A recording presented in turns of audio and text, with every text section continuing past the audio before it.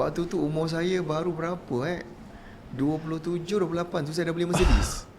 Oi. Saya dah beli Mercedes baru. Walaupun saya duduk kat kampung, duduk rumah sewa. Okay, saya dah pakai Mercedes dah. Kampung Benut. Sebab saya dulu tu kalau tengok kat orang Kampung Cina, Benut tu lah. tak, masa tu lepas kahwin saya duduk Labis. Oh, dah pindah lah. Saya duduk Pekan Labis. Okey. Kat situ ada banyak Felda. Diorang tak tahu saya buat apa sebab saya duduk rumah. Pasal-pasal saya pos ni naik motor pergi pejabat pos. Masa tu kalau hantar ke luar negara yang paling jimat gunakan Pos Express. Tapi semenjak saya dah buat dropship tu, tak payah hantar barang, saya tak ada apa-apa. Kat rumah saya tak ada barang, kat rumah saya tak ada apa-apa. Semua dropship lah. Oh, dropship lah. Dropship. Ya, zaman tu ayat dia. Supplier saya hantar direct pada customer. Oh. Saya dah buat benda tu. Dan start orang mula tanya lah, Dok, kau buat macam mana Cip? Kau duduk rumah macam mana kau boleh dapat? Sebulan masa tu saya boleh dapat 20-30 ribu. Uish. Pada waktu tu tahun 2009, 10, 11. Pelik orang kampung lah. Orang kampung pun adalah Dok yang ngumpat.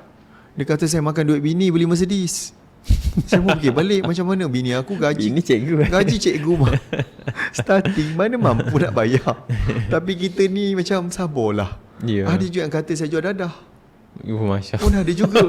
Jadi kita ni sabarlah. Sehinggalah saya buat keputusan tak apalah, saya kata saya tak boleh duduk di Pekan Labis. Saya kena duduk di bandar. Tu saya pindah Keluang.